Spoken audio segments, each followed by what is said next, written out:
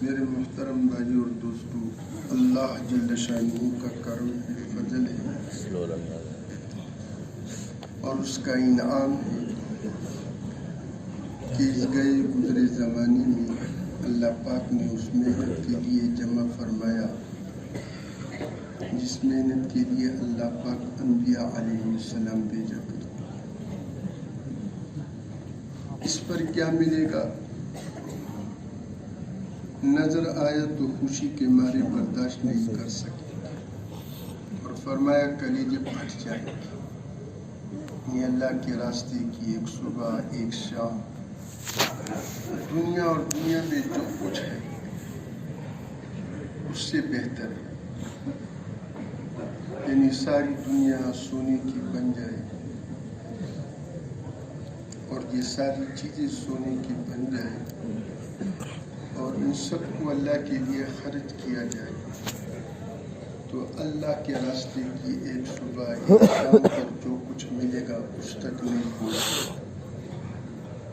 اتنا بڑا انعام، یہاں تک کہ ایک صحابی آیا، عرض کی اللہ کے رسول، میرے پاس پیسے ہیں، اگر میں ان کو خرچ کر دوں تو مجھ کو اللہ کے راستے کا ثواب مل جائے گا۔ پیسوں میں سے بھی کچھ پیسے، تو فرمایا کہ کتنے پیسے؟ اس وقت کے اعتبار سے 6000 یا جتنا بھی تھا بتایا۔ فرمایا یہ سارا پیسہ خرچ کر لو، اور ایک شخص اللہ کے راستے میں نکلا ہوا ہے اور وہ سو رہا ہے، اور اس کے سونے پر جو اس کو ثواب ملے گا تمہارے سارے پیسوں کے خرچ کرنے کا جو ثواب ہے اس کے سونے کے ثواب تک نہیں پہنچ سکتا۔ اب دیکھو سونے پر جو کچھ مل رہا ہے، یہ جو ہم اور آپ گشت کرتے ہیں، تعلیم میں بیٹھتے ہیں، فکر کرتے ہیں، سوچتے ہیں، لوگوں کے پیچھے جاتے ہیں، یہ بیرونی گشت کے لیے جاتے ہیں، یہ لوگوں سے ملتے ہیں اللہ کی رضا کے لیے، تو اس پر کیا ملے گا ہم سوچ نہیں سکتے۔ یہاں تک کہ ایک صحابی نے کچھ غلام آزاد کیے تو دیکھنے والے نے دیکھ کر حیران ہوا کہ اتنے سارے غلام آزاد کر لیے، کیونکہ حدیث پاک میں آتا ہے جو ایک غلام کو آزاد کر لیتا ہے یہ اس کی نجات کے لیے کافی ہے۔ اب اس نے بہت سارے غلام، 40 تھے، کتنے تھے، جتنے بھی تھے، تو جس نے آزاد کیے تھے اس نے اس کو دیکھ کر کہ یہ تو بڑا حیران ہوا، تو اس سے فرمایا کہ دیکھو ایک آدمی اللہ کے راستے میں نکل جائے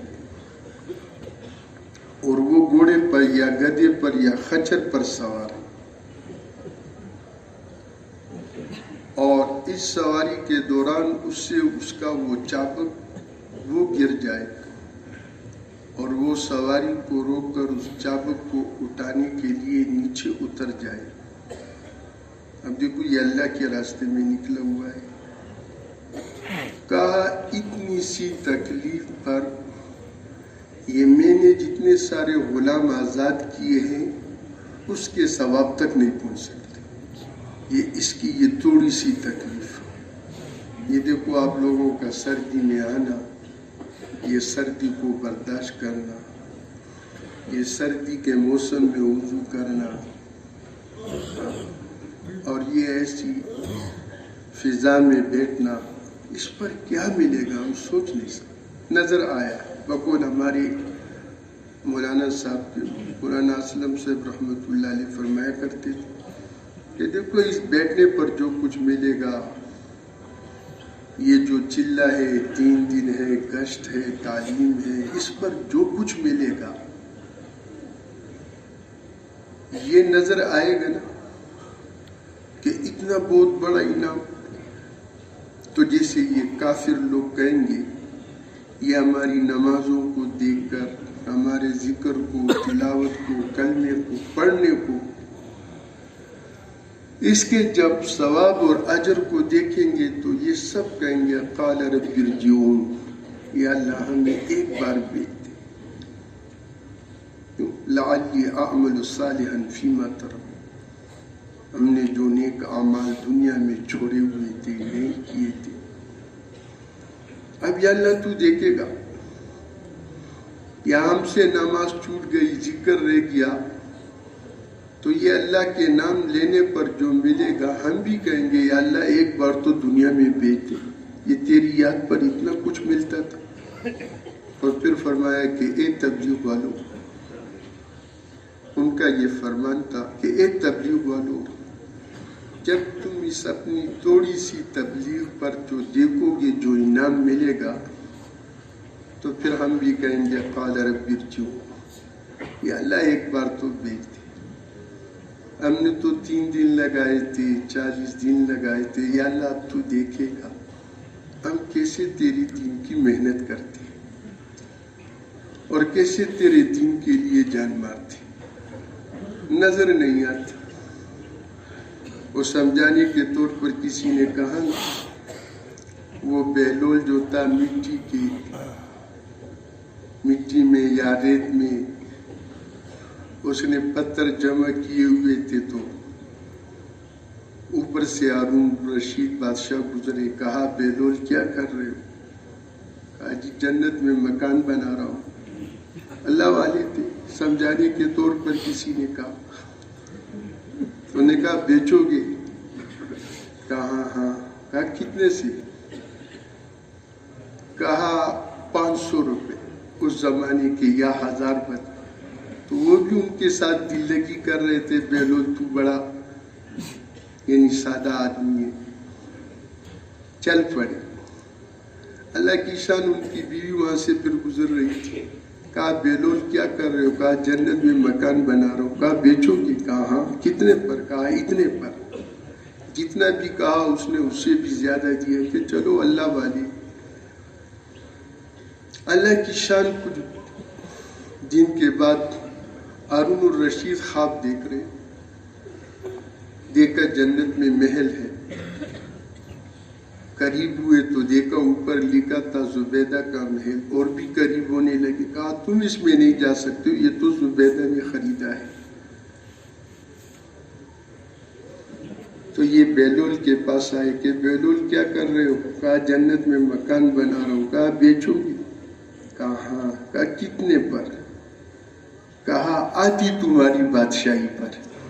کہا اس دن تو تم 500 کا 1000 کا بیچ رہے تھے، آج آدھی بادشاہی پر بیچ رہے ہو۔ تو اس نے کیا کہا کہ کل نہ دیکھنے کا سودا تھا، آج دیکھنے کا سودا ہے، تو اس لیے آج نہ دیکھنے کا سودا ہے، ہمیں نظر نہیں آ رہا ہے، کیا ملے گا سن تو رہے ہیں، اللہ اس کا یقین نصیب فرمائے۔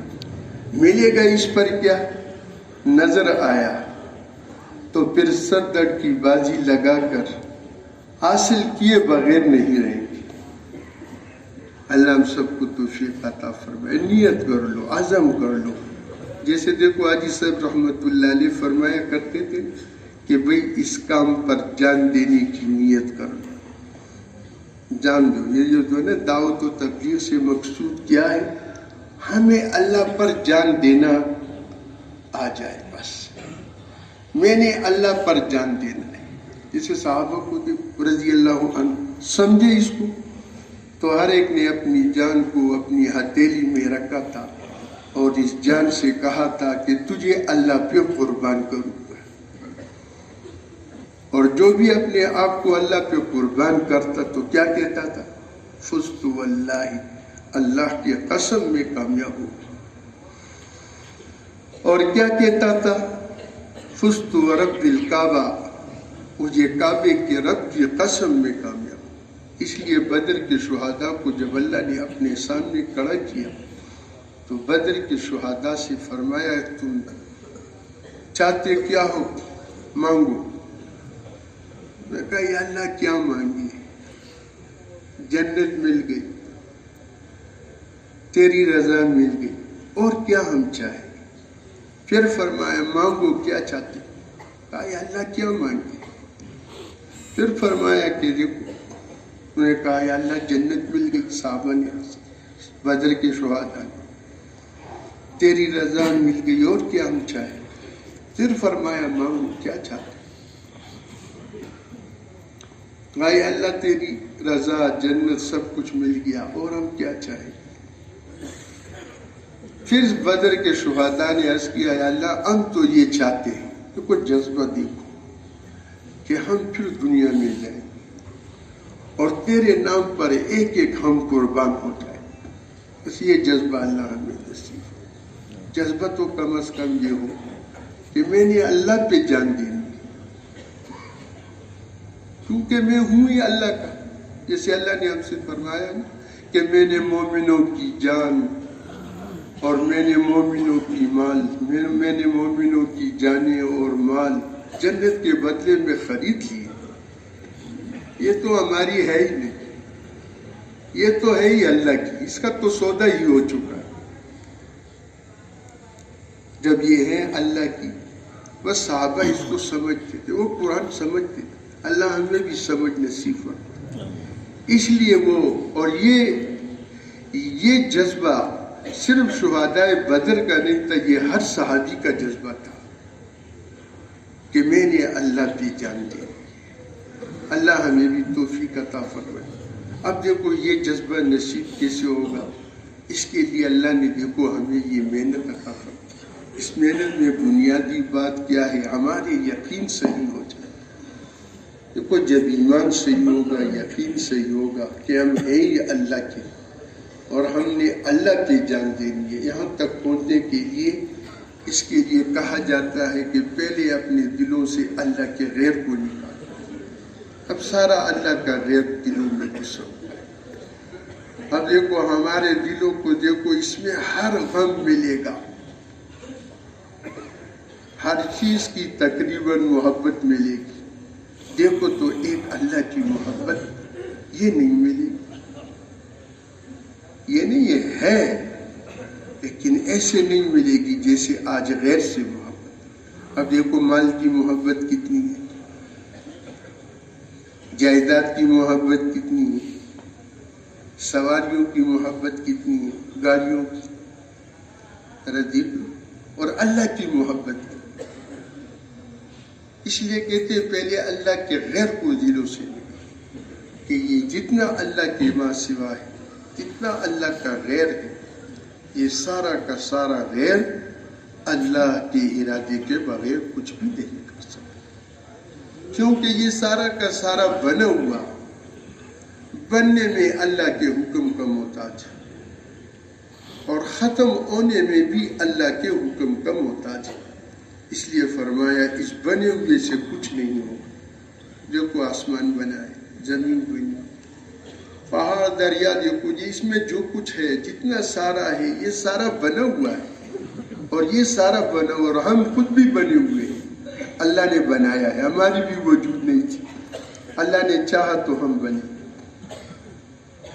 اس کا ہونا جو ہے وہ چھانا ہے، اس کا ہونا تھا، اللہ نے چاہا تو میرے دوستوں ہم، اس لیے یہ سارا بنا ہوا، سونا ہے، چاندی ہے، مال ہے، یہ سارا بننے میں بھی اللہ کے حکم کا محتاج اور ختم ہونے میں بھی اللہ کے حکم کا محتاج۔ اس لیے اس بنے ہوئے سے کچھ نہیں ہوگا، اور جس اللہ نے بنایا ہے اس بنانے والے اللہ سے سب کچھ ہوگا۔ دیکھو یہ جب آدمی اللہ کا نام لیتا ہے اور اللہ کا نام سنتا ہے، یہ اللہ کے قریب ہو جاتا ہے۔ اس لیے ہمارے یہ بڑے فرماتے ہیں اس کو بار بار کہو، تاکہ ہم اللہ کے اتنے قریب ہو جائیں کہ بس ہمیں جو کوئی حاجت، جو کوئی مسئلہ پیش آ جائے، ہمیں اللہ کے سوا اور کوئی نظر نہ آئے، اور کی طرف ہماری توجہ ہی نہ جائے، ہماری نگاہ اللہ کی ذات عالی پر، کیونکہ سب کچھ ہے اسی کے ہاتھ، اور وہی سب کچھ کرنے والا ہے، اور کرنے میں کسی کا محتاج ہے۔ جو ہم کہتے ہیں نا اللہ الصمد، اللہ بے نیاز ہے۔ بے نیاز سے کیا مراد ہے؟ کہا ایسے اللہ، وہ اللہ جس کے سارے کام سب کے بغیر ہو جاتے، اور ہم سب کے کام اس کے بغیر نہیں ہوتے۔ اب اس اللہ کو ساتھ لینا ہے، وہ اللہ ہمارے ہو جائے. اس لیے کہتے ہیں اس کو بار بار کہو. ہم تبلیغ میں بہت سارے ہو گئے، لیکن دعا کرو ہمیں اللہ دائی بنائے، ہمارے ایک دعوت دینے والے بن جائے. اور دعوت ہے بھی ہے. اس لیے حاجی صاحب نے ایک مرتبہ کراچی کے احباب سے فرمایا کہ تم کام نہیں کر، تو بہت پہلے کی بات ہے. تو نے کہا، انہوں نے کراچی والوں احباب نے ان سے عرض کیا حاجی صاحب ہم جماعتوں کی ٹکٹیں بناتے ہیں، مہمان آتے ہیں، ان کو وہ سارے کام بتائے. تو حاجی صاحب رحمۃ اللہ علیہ نے فرمایا کہ میرے پیارو یہ کام نہیں ہے، یہ کام کے تقاضے ہیں. تو ہر مسلمان کو یہ سمجھاؤ کہ ساری کی ساری کامیابیاں اللہ کے ہاتھ میں. کام یہ ہے. اور دیکھو یہ ساری کی ساری کامیابیاں اللہ پاک اسی کو عطا کرے گا جو اللہ کی ذات پہ یقین کر کے، جو اللہ کی ذات پر یقین کر کے اللہ کے حکموں کو اللہ کے نبی کے بتلائے ہوئے طریقے سے پورا کرے گا. ہر مسلمان کو یہ سمجھاؤ اور ہر ایک کو اس کی محنت پر ڈالو کہ دیکھو کامیابی نہ دکان سے ملے گی، نہ مال سے ملے گی، نہ حکومت سے ملے گی، نہ حکومت والوں سے ملے گی. کامیابی صرف اور صرف اللہ کے ہاتھ. اور وہ اللہ کامیابیاں ساری کی ساری، دنیا کی بھی، قبر کی بھی، قیامت کی بھی، صراط کی بھی، جنت کی بھی، ہمیشہ ہمیشہ کی جو کامیابیاں وہ اللہ دے گا اسی کو جو اس پر یقین کر کے اس کے احکامات کو نبی کے طریقے بتلائے ہوئے طریقے سے پورا کرے. ہر ایک کو یہ سمجھاؤ، ہر ایک کو اس پر لاؤ کہ دیکھو یہی ہمارا کام ہے، اسی کے لیے اللہ نے ہمیں چنا ہے، اسی کے لیے ہماری انتخاب ہے. اب دیکھو اور امتوں کے بارے میں تو اللہ نے اور قوموں کے بارے میں کیا بتلایا کہ دیکھو وہ یہ کرتے تھے. قوم سبا وہ کو کیا کرتے تھے، کوئی کیا کرتا تھا، اور کسی کے بارے میں بتلایا وہ یہ کرتے تھے اور وہ ایسا کرتے تھے. کوئی ناپتول میں کمی کرتا، کوئی کس کام میں لگا ہوا تھا، ان کے وہ سارے اعمال بتلائے. اور اس امت کے بارے میں اللہ اکبر اس کی تعریف فرمائی. اوروں میں وہ جو عادتیں تھی، وہ جو کمزوریاں تھی کہ ہم نے فلاں کو ایسے کیوں تباہ کیا، وہ یہ کرتے تھے. اور ہم نے فلاں کو جب پانی سے اور کسی کو ہوا سے اور کسی کو فرشتے کے چیخ سے ان کے کلیجوں کو پھاڑا، وہ بتا رہے ہیں. اور اس کے بارے میں کیا فرمائے، اس کی تعریف کر رہے ہیں. کون؟ اللہ کنتم خیر امت، ارے تم تو بہترین امت ہو. تم تو اپنی شان کو دیکھو، اللہ نے تو تمہیں بہترین امت بنایا، ہمیں ہماری تعریف کی ہے. اور کس بنا پر؟ اخرجت للناس، تم تو نکالے گئے ہو سارے انسانوں کی نفر آسانی کے لیے. جیسے اللہ نبیوں کو بھیجا کرتے تھے ایسے اللہ نے اس امت کو نکالا.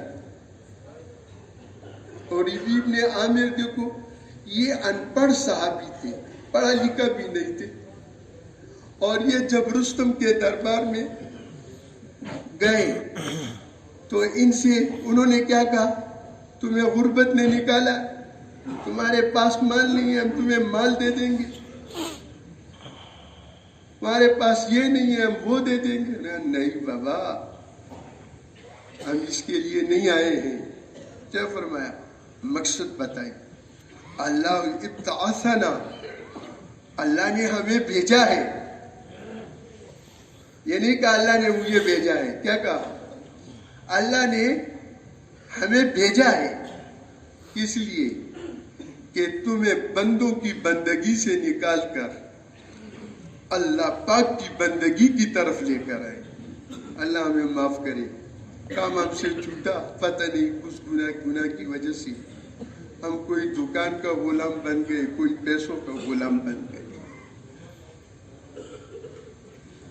یہ تو سارا ہمارے لیے ہے، اللہ نے ہمارے لیے پیدا کیا، ہم تو اسی کے لیے ہے ہی نہیں. نہیں فرمایا کہ دیکھو اللہ وہ ذات ہے خلق لکم ما فی الارض جميعا، جس نے پیدا کیا سارا کچھ کس کے لیے؟ کس کے لیے پیدا کیا بھائی؟ ہمارے لیے. ہمیں تو اس کے لیے نہیں پیدا کیا، یہ تو ہے ہی ہمارا. اور آپ صلی اللہ علیہ وسلم کا فرمان بھی ہے من کان للہ، کیا فرمایا کہ جو اللہ کا ہو گیا، جو اللہ کے ہو گئے، کان اللہ لہو، اللہ اسی کے ہیں. اس لیے سمجھانے کے طور پر کسی نے عرض کیا نا کہ یعنی محمود غزنوی کا غلام تھا ایاز، تو ایاز سے بڑی محبت تھی، ماننے والا تھا. اللہ ہم سب کو اپنا ماننے والا بنا لے. اب وہ ماننے والا تھا، مان کر چلنے والا تھا، اس لیے بڑی محبت سی بادشاہ کی. تو ایک روز وزیروں نے کہا، سمجھانے کے طور پہ میں عرض کر لوں، تو کہا بادشاہ وزیروں نے، یہ وزراء اور جو اس کے بڑے بڑے اس کے ساتھ حکومت میں تھے، کہا تمہاری اس غلام کے ساتھ بہت محبت ہے. تو بادشاہ نے کیا فرمایا؟ کہا اس میں مجھے وہ صفات نظر آتے ہیں جو تم میں نہیں ملتی. کہا بادشاہ امتحان تو کر لو. ٹھیک. ایک دن محل کو سجایا اور پھر اس میں بہت خوبصورت اور قیمتی چیزیں لا کر رکھی. پھر سب کو بلایا کہ لو بھائی جو تمہاری پسند کی چیز ہے تمہیں اجازت ہے. ہم تو اللہ معاف کرے ہمارا سب کا یہی حال ہے، ہم تو چیزوں کے شوقین. میں اپنا کہوں گا سب دوڑے، کسی نے کیا اٹھایا، کسی نے کیا اٹھایا، کسی نے کیا اٹھایا. ایاز نے کچھ نہیں لیا، سب آئے، اپنے پسند کی چیزیں ہاتھ میں تھی، جو بھی تھا. جب سب نے پسند کی چیزیں اٹھا کر لائی تو سب بادشاہ کے سامنے کھڑے ہوئے. تو بادشاہ نے ایاز کی طرف دیکھا، ایاز تم نے کچھ بھی نہیں لیا. تو ایاز بڑا سمجھدار تھا، انہوں نے کہا بادشاہ میں جو کچھ لوں، جس پر ہاتھ رکھوں وہ مجھے مل جائے گا. انہوں نے کہا ہاں. وہ بڑا سمجھدار تھا، اس نے چیزوں پر ہاتھ نہیں رکھی. وہ آ کر بادشاہ پر اس نے ہاتھ رکھا کہ میں بادشاہ کو لینا چاہتا ہوں. سمجھتا تھا بادشاہ میرا ہو گیا تو بادشاہی کس کی ہے؟ کس کی ہے بھائی؟ بادشاہ کی ہے نا. بھائی یہ ہمیں سمجھا رہا ہے کہ دیکھو اللہ کی غلامی سیکھو، یہ سارا کچھ اللہ کا ہے، سارا کچھ لینا ہے، یہ سارا تمہارا ہو جائے گا، تم اللہ کو لے لو. یہ صحابہ یہ سمجھتے تھے، انہوں نے اللہ کو لیا. ہوائیں بھی ان کی بات مان رہے، دریا بھی ان کی بات مان رہے. اب دیکھو حضرت عمر خلیفہ ہے، امیر المومنین، اور دریائے نیل کا پانی نیچے اتر گیا. اور ان لوگوں کا دستور کہ جب پانی نیچے ہو جاتا تھا تو ایک عورت کو دلہن بنا کر اس میں ڈال دیتے تھے. یہ عقیدہ بنا ہوا تھا اور وہ پانی اوپر چڑھاتا تھا. اب عمر ابن العاص رضی اللہ عنہ کو انہوں نے بھیجا تھا، وہ وہاں کے گورنر یا جو بھی کچھ تھے، انہوں نے حضرت عمر رضی اللہ عنہ کو خط لکھا کہ یہاں کا یہ طریقہ کار ہے. حضرت عمر رضی اللہ عنہ نے ان کو بھی 2-3 باتیں لکھی. ایک بات یہ لکھی کہ مفہوم اس کا کچھ یوں ہے، یہ تو نے بڑا اچھا کیا، مجھے باخبر کر دیا، مجھے اطلاع دے دی. اور دوسرا خط دریا کے نام لکھا، اور دریا سے کیا کہا؟ مفہوم اس کا کچھ یوں ہے کہ اے دریا، اے دریائے نیل، اگر تو اپنی مرضی سے چلتا ہے تو ہمیں تیری کوئی ضرورت نہیں، اور اگر تو اللہ کے حکم سے چلتا ہے تو میں مسلمانوں کا امیر تجھے حکم دیتا ہوں کہ چل پڑ. اب یہ دریا میں خط ڈالا، وہ پانی جو چڑھ آیا، ابھی تک علماء سے ہم سنتے ہیں کہ وہ پانی نیچے نہیں اترا. بات کیا تھی؟ اللہ کو لیے ساتھ. اسے یہ ایک واقعہ نہیں، اس لیے قرآن پاک میں فرمایا بھی ہے کہنا کہ ہمارا ایمان اور اعمال صالحہ والوں کے ساتھ وعدہ ہے کہ ہمیں تمہیں زمین پر خلافت دیں گے. خلافت کیا ہے؟ بادشاہی تو نہیں ہے. کہا سب کے دلوں پر تمہاری حکومت،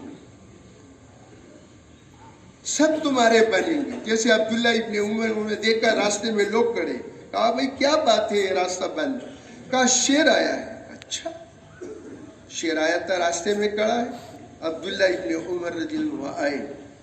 اب دیکھو شیر کو کان سے پکڑا، یہ کچھ بھی نہیں کر سکتا. کرنے والا کون؟ اللہ.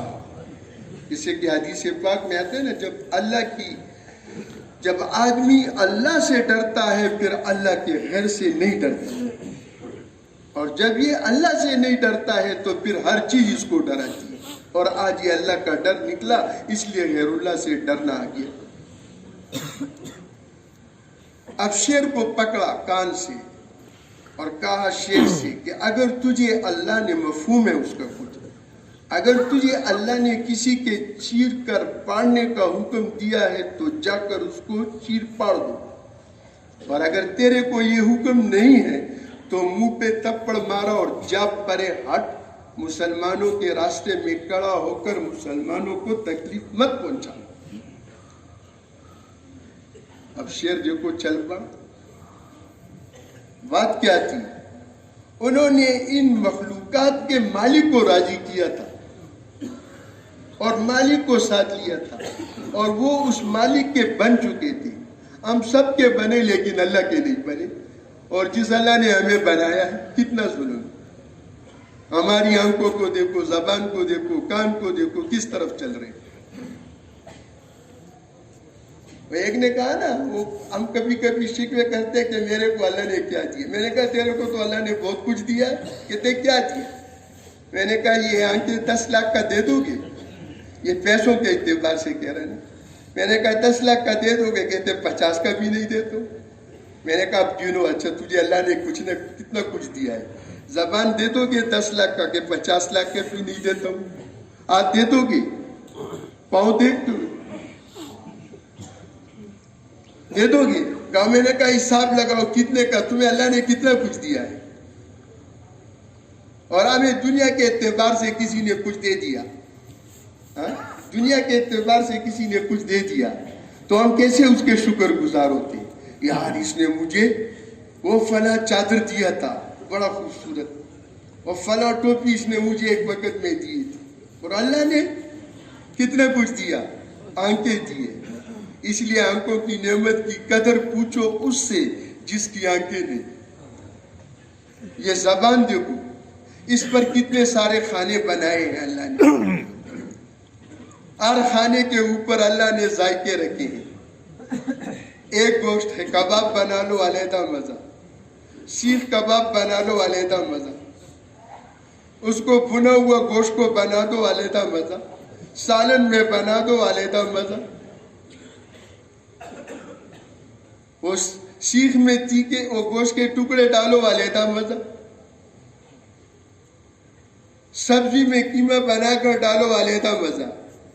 دیکھو تو صحیح اللہ کی نعمت ہو. اب دیکھو یہ ہاتھ کیسے خوبصورت بنا ہے، کیسے آسانی سے آ جاتے. اب اگر ان ہاتھوں کو ایسا سیدھا بناتے، ایسا نہیں ہوتے. اب پانی اس طرح اوپر اٹھا کر ایسے نیچے اوپر سے پھینکتے، کوئی ناک میں بھی کبھی جاتا اور کوئی کبھی آنکھوں میں جاتا. اور یہ ناک دیکھو کیسی لیبارٹری بنائی، جس چیز کو بھی سامنے رکھو ایک دم بتا دیتا ہے یہ اچھا ہے یہ نہیں اچھا. کس نے بنایا؟ اور کوئی کچھ دے دے اس کا اتنا خیال رکھتے ہیں. اور اس اللہ کے احکامات کی ہم نے کتنا خیال رکھا. اس لیے آنکھوں کا مقصد صرف دیکھنا نہیں، صحیح دیکھنا. یہ اس نعمت کی شکر گزاری ہے. زبان کا کام صرف بولنا نہیں، صحیح بولنا. ہاتھ کا کام صرف پکڑنا نہیں، صحیح پکڑنا. اس لیے ہماری زندگی اللہ کے احکامات نبی والے طریقے پر آ جائے. اور نبی کا اتباع ہمیں 3 طریقوں سے کرنا ضروری ہے.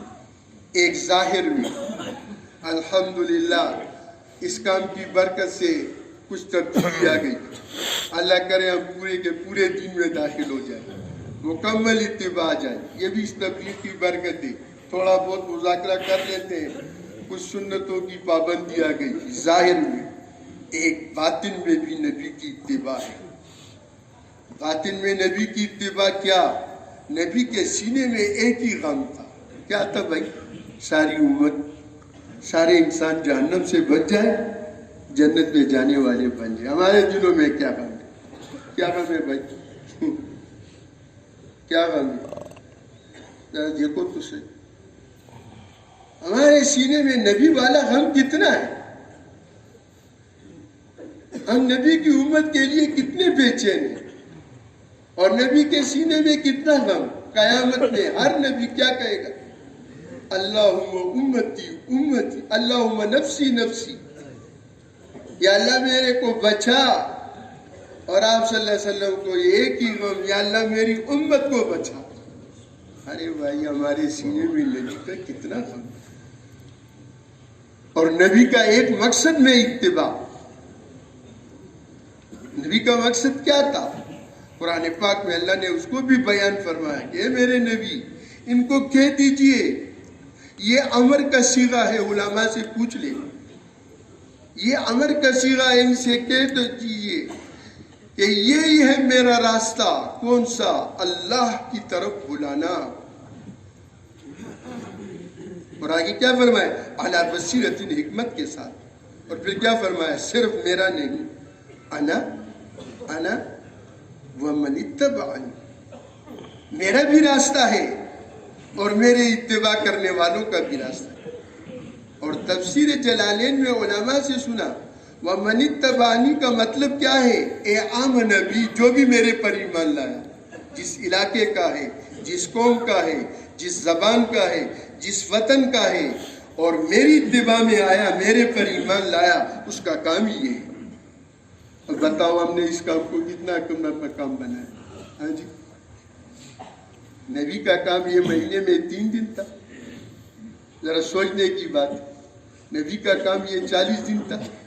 جب سے اللہ نے کام دیا، صحت پہ اثر پڑنا شروع ہوا یا نہیں؟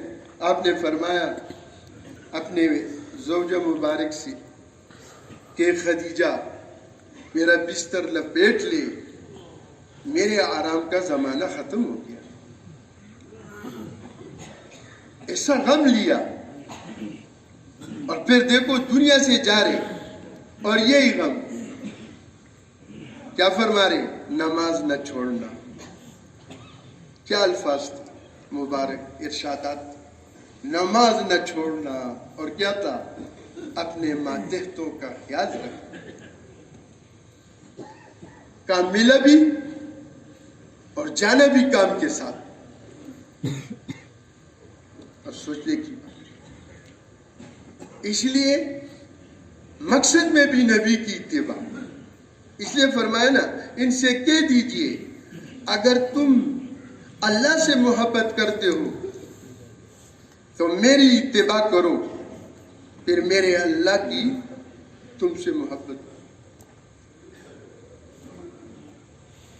اللہ سے محبت کی شرط کیا ہے؟ نبی کی اتباع. اب دیکھو نبی کی اتباع میں اس محنت کو کرنا، یہی ہمارا کام ہے.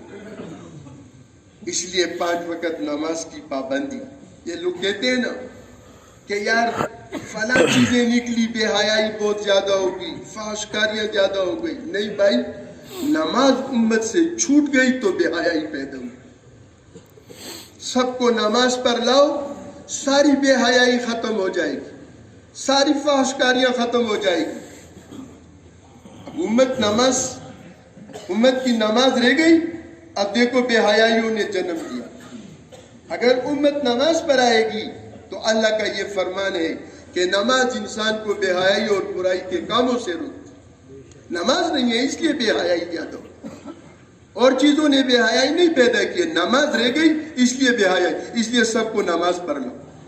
ہم کہتے ہیں نا لوگوں کے پاس یہ چیزیں ہیں نا، وہ کہتے ہیں یار یہ جب آیا اس نے نوجوانوں کو تباہ کیا. نہیں بھائی، نوجوانوں کو اس نے یہ کیا ہے، یہ تو ہم کہیں گے تو غیر اور بھی ابھرے گی کہ ہاں ہم نے بھی کچھ کیا. وہ کچھ بھی نہیں کر سکتے، کرنے والے اللہ ہے. اس لیے نماز پر سب کو لاؤ، نماز کی فضیلتیں بیان کرو اور خود بھی نماز کی پابندی کرو. دیکھو یہ کتنے سوچنے کی بات ہے. کہ جو نماز نہیں پڑھتا ہے قبر میں جاتے ہی آگ لگ جاتی ہے. ہمیں دکھ کتنا ہے اس پر، ہمیں کتنا افسوس، اس کو سوچنا چاہیے. بلی کو آگ لگ جائے، کتے کو آگ لگ جائے، ہم برداشت نہیں کر سکتے. آئے انسان یہ بغیر نماز کے جائے گا، اس کے قبر میں آگ لگے گی. ہمیں یہ غم ہو کہ امت نماز پر کیسے آئے.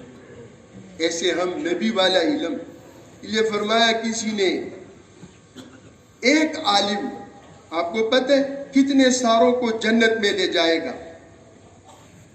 آسمان کے جتنے ستارے ہیں ان ستاروں کے بقدر ایک عالم اپنے ساتھ جنت میں لے جائے گا.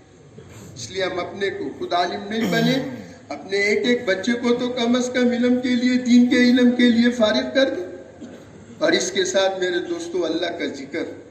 اگر اللہ کو ساتھ لینا ہے تو حدیث پاک میں آتا ہے جو اللہ کا ذکر کرتا ہے، جو اللہ کا نام لیتا ہے، اللہ ساتھ ہو جاتے ہیں.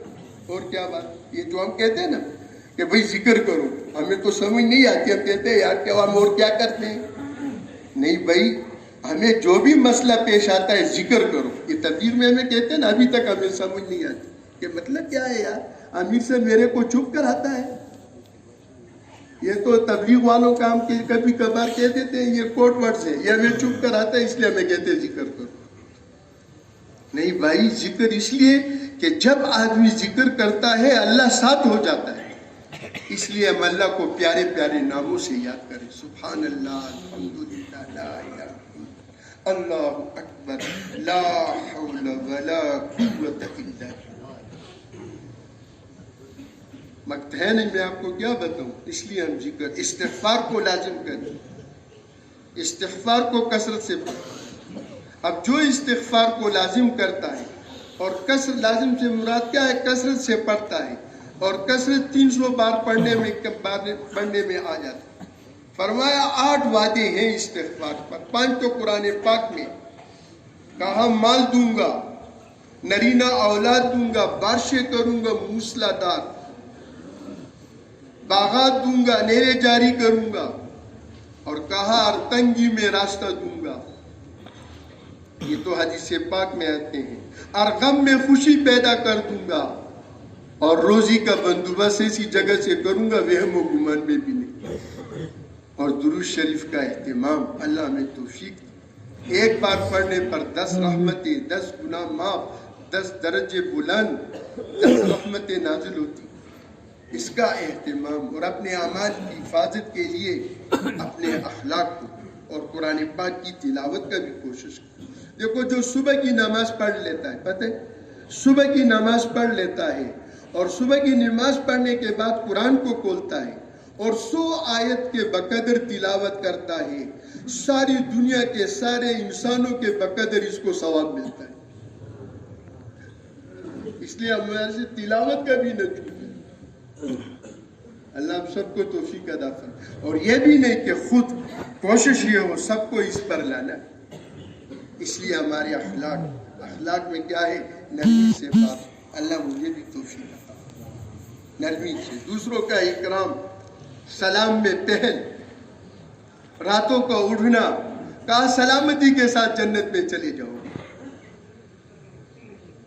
اور کہا تمہیں اولین و آخرین کے اخلاق نہ بتاؤں. کہا ان اخلاق کو اپناؤ کہ ساری دنیا تمہارے ساتھ جڑ جائے گی. کہا جو تم سے توڑے تم اس سے جوڑو. ہم تو اس سے جڑتے ہیں جو ہمارے ساتھ جڑتا ہے. کہا یہ اخلاق نہیں ہے، یہ بدلہ ہے.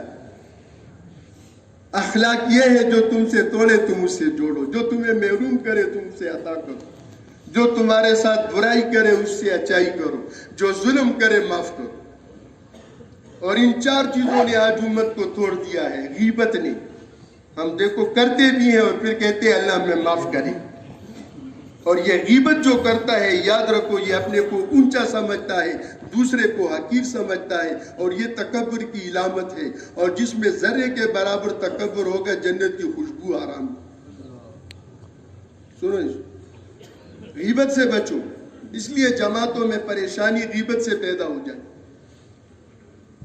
تانے سے بچو، کسی کو تانا مت. تو بڑا بزرگ آ گیا، ایب جو ہی مت کرو. اعتراض مت کرو. جو اعتراض کرتا ہے خدا اس کے بچوں کو بھی ہر کام سے محروم کر دیتا ہے. کسی پر اعتراض مت کرو, اعتراض سے بچو. اس نے امت میں توڑ پیدا کی. جوڑ کی شکلیں, جو توڑے اس سے جوڑو, جو برائی کرے اس سے اچائی کرو, جو ظلم کرے اس کو معاف کرو, جو محروم کرے اس کو عطا کرو. یہ صحابہ نے کر کے دکھلایا کہ آؤ ہم سے زندگی سیکھو. اور دیکھو ہر عمل کے اندر اخلاص, کیونکہ اخلاص کے ساتھ تھوڑا عمل بھی زیادہ وزن رکھے. وجہ عمل سامنے ہو, کس کے لیے کر رہا ہوں. دیکھو خالد بن ولید رضی اللہ عنہ, این میدان میں حضرت عمر کا فرمان آیا کہ خالد کی جگہ ابو عبیدہ ابن جراح سپاہی کی حیثیت سے تھے, ان کو امیر بناؤ, خالد کو سپاہی کے طور پر رکھ لو. مفہوم اس کا عرض کر رہا ہوں. یہ دیکھو خالد کیسے لڑنے والا تھا, اتنا بڑا آدمی, اور این میدان میں عہدہ لیا گیا. خالد نے کو کسی نے ترغیب نہیں دی. خالد نے اپنے آپ سے کہا ہے خالد, اگر تو اللہ کے لیے لڑنا چاہتا ہے تو ایک سپہ سالار نہ صحیح, ایک سپاہی صحیح. اور اگر تو عمر کے لیے لڑنا چاہتا ہے تو پھر اس لڑنے کی تجھے کوئی ضرورت نہیں. اللہ ہمیں اخلاص والا. اور کسرا کا تاج ایک صحابی کے ہاتھ میں آیا اور اس نے امیر کے پاس لایا کہ یہ لے لو. امیر بھی نہیں جانتا تھا یہ کون ہے, اس کا کیا نام. کہا رے نام تو بتاؤ, چل پڑا ہو. کہا جس کے لیے کیا ہے وہ نام اچھی طرح جانتا ہے. اللہ ہمیں سب مخلص بنائے. اور میرے دوستو, یہ چھٹا صفت جو پہلے بھی آپ کو عرض کیا, دعوت تبلیغ سے مقصود کیا ہے, اللہ پر جان دینا آ جائے. یا اللہ میں تو ہوں ہی تیرا, اور میں تو ہوں ہی تیرے کام کے لیے, میں نے تو کرنا ہے تیرا کام. اس لیے کیونکہ بھائی بھی آ گئے اور وہاں پھر اتوار کا مشورہ بھی, اللہ مجھے بھی توفیق عطا فرمائے. ہم ایک بات عرض کرتے ہیں آخر میں, سننا ہے تو قریب آ جاؤ, سمجھنا ہے تو دور چلے جاؤ. یقین جانو سارا دن یہاں پر بولتا رہنا, سمجھ میں آنے کے لیے جانا پڑے گا. اب بتاؤ اس کے لیے سال اور 7 مہینے کیا ہے یار. جس اللہ نے